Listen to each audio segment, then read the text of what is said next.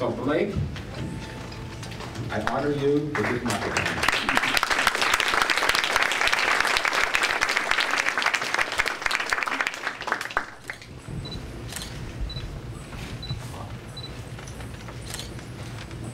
Hello. My name is Blake Boles. I'm really honored to be here speaking for this fine group of young adult homeschoolers.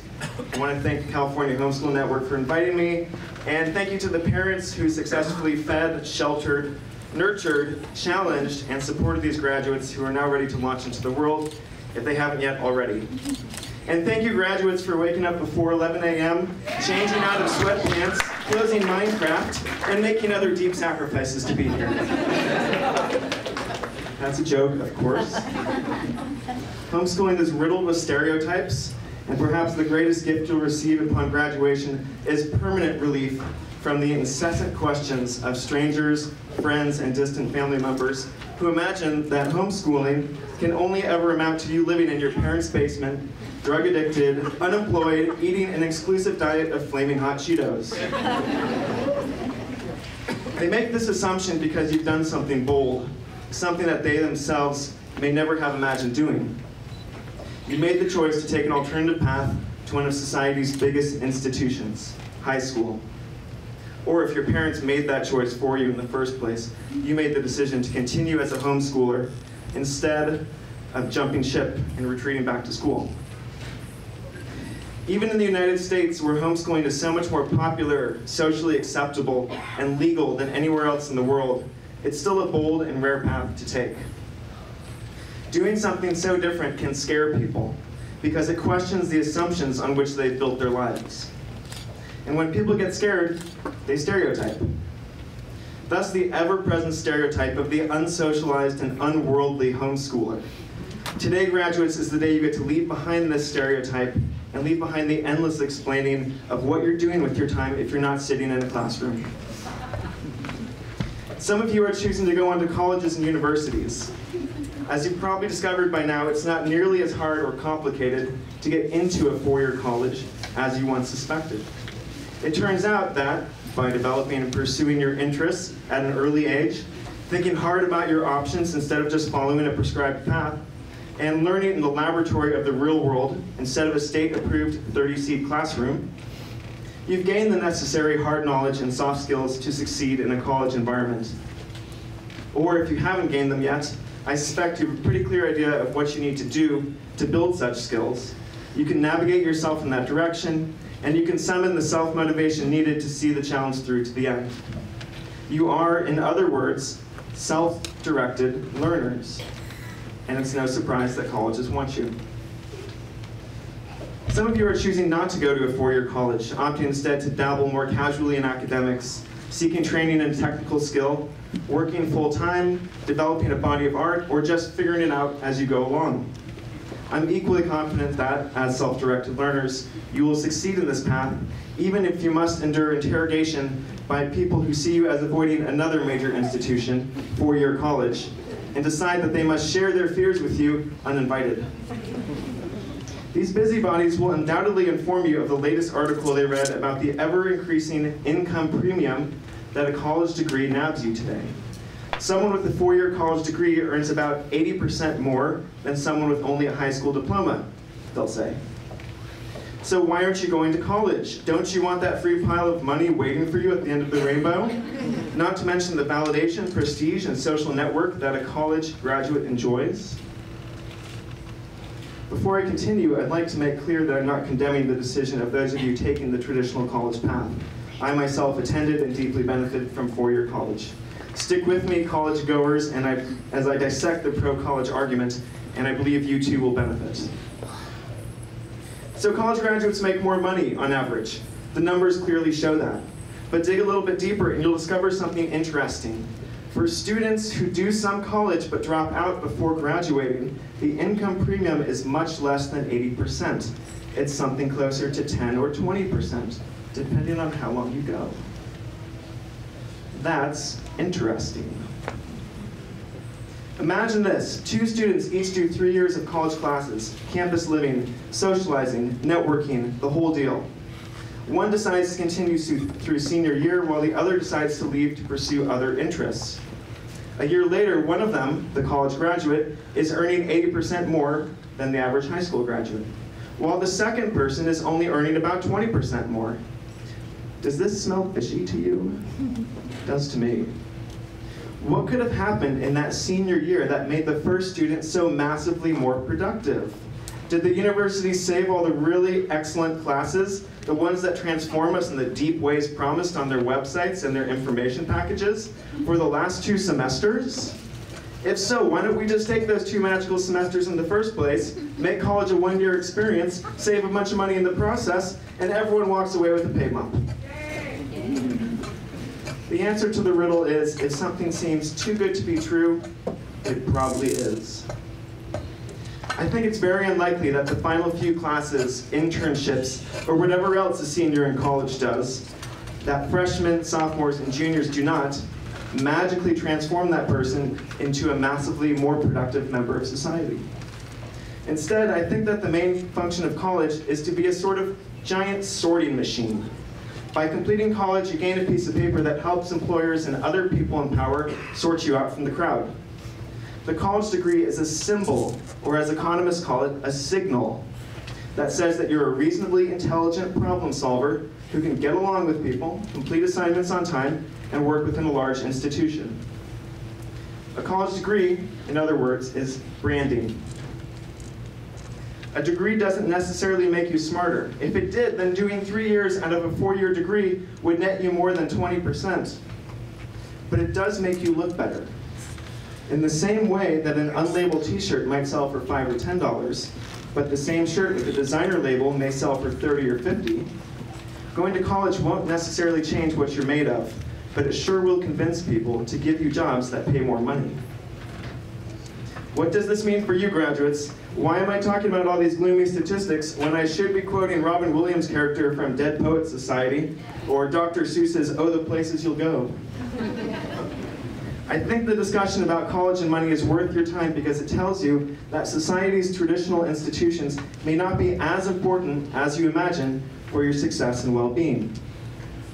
It tells you that, as newly emergent adults, you're not under some obligation to join the college degree arms race. Because once you realize that college is mostly about branding, then you can address that challenge directly, instead of assuming that you must have a 4-year degree to be a smart person. You can continue to self-direct your education instead of writing off your childhood homeschooling as a quaint but unrealistic and utopian way to continue living your life. It's not. You can continue to be an interest-driven, self-directed learner, and in fact, I believe you must, no matter whether you go to college or not. Here's why. If you are going to college, and if college is in fact more of a giant sorting and branding machine than an actual learning factory, then you must realize that you and only you are responsible for what you learn in college. Simply showing up to classes, doing the homework, and taking the tests won't cut it. That's what everyone else is doing. To get some real learning done, you'll need to go beyond major requirements, beyond scheduled class times, and beyond standard campus social life. To get something real out of college, you'll need to look at the entire institution and the world beyond it as your canvas. Here's a story of a young adult self-directed learner who I know that illustrates the point. 15-year-old Jonah Meyer picked up a popular science book one day, a whirlwind overview of modern research, and became deeply interested in chemistry. To sate his curiosity, Jonah began reading more science books and watching free online lectures about chemistry. He even started working through a high school chemistry textbook, but it left him wanting more. He kept searching and soon found something that looked perfect, a freshman introduction to chemistry course at the nearby University of Massachusetts. Being only 15, Jonah knew that it would be difficult, if not impossible, to enroll as an official student. So instead, he Googled the professor's name, found the professor's email address, and wrote an email that essentially read, "Hi, my name's Jonah. I'm 15. I'm really interested in chemistry, and I'd love to sit in on your class. Would that be okay?" The professor was delighted to hear from a student who was actually passionate about chemistry, not just because it was required, and told Jonah to come by on the first day of class. Jonah and the professor worked out a deal, and over the course of the semester, Jonah attended every lecture, did every homework assignment, and took every test, and passed the course. The professor couldn't offer him official course credit, but he did write him a letter of recommendation, enabling him to skip Introduction to Chemistry if he later decided to enroll at the University of Massachusetts. My favorite part about this story is that this was the first time that Jonah had set foot in a classroom in 3 years. He was a middle school dropout turned unschooler, and he had religiously avoided structured learning until he had a deeply personal reason to embrace it.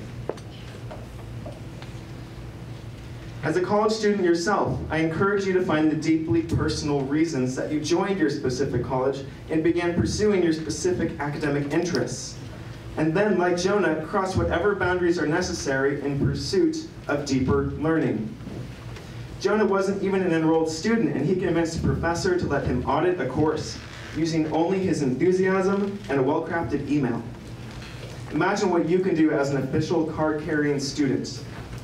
Arrange a meeting with the college's vice president or provost or a department chair or just a professor you like. You pay their bills, after all. And interview them about their own lives and journeys. Ask them about the advantages and disadvantages of the academic lifestyle. Ask them what they think they would be doing if they weren't working here. Chat them up as if they were your parents' friends. The boundaries between you as student and they as staff are thinner than you imagine. Begin to see yourself as a creator, not a mere consumer of the college experience. In my own 4 years at UC Berkeley, I became a creator by working as a research assistant to a PhD studying the aurora borealis, by electing to design my own college major in alternative education instead of continuing my path in physics when it no longer felt right, by creating and teaching an education course to other undergraduates, and by living in the Berkeley student cooperative houses instead of the dorms, where I learned to cook for groups of 90 and participate in democratic decision-making.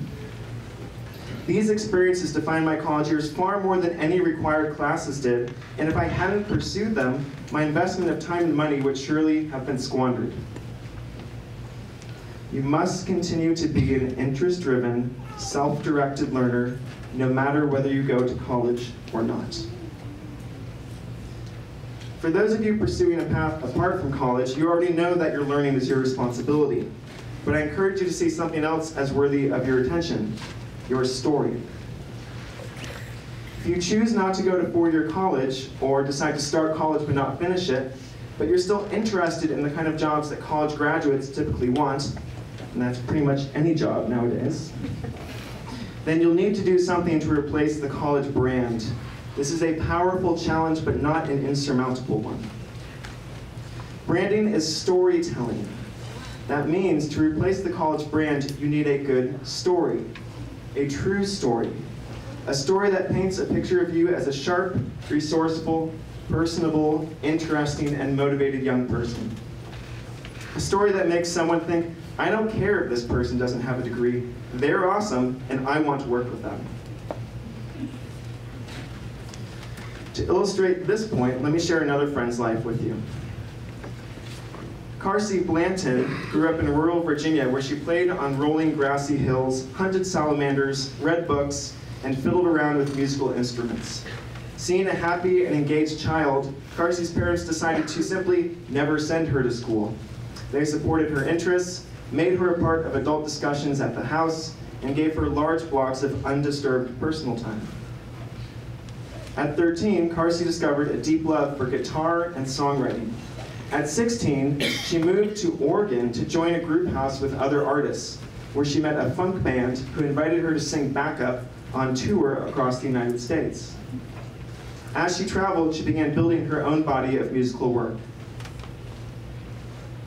In her 20s, Carsey independently recorded and released a few albums, leading to new gigs and a few big breaks, like opening for Paul Simon and touring with the Wood Brothers. She worked in coffee shops to pay the bills before her shows and CD sales became profitable. In Instead of going to college, she trained with top musicians, struck up friendships with interesting people she met on the road, and continued her lifelong habit of reading lots of hard books.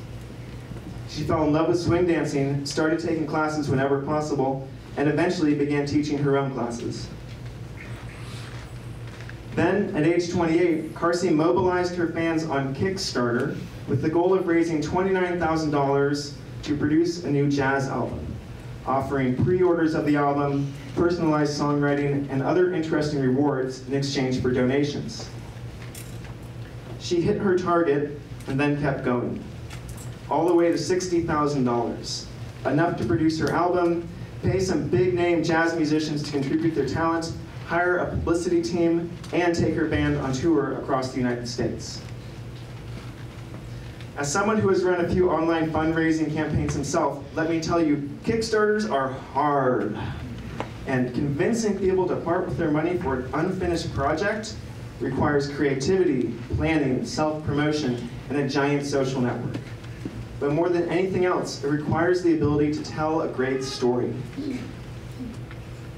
I believe that Carsey developed the ability to tell a great story, and consequently, to kick total butt with her Kickstarter campaign, by making her own life a fantastic story itself. Moving across the country as a 16-year-old to live in an artist group house, that is the stuff of good stories. It's a tale of adventure, bold risk-taking, and the pursuit of dreams. Building a body of musical work, independently publishing albums, and working in coffee shops to pay for it all, that is the stuff of good stories. It's a tale of persistence, hard work, and artistic courage.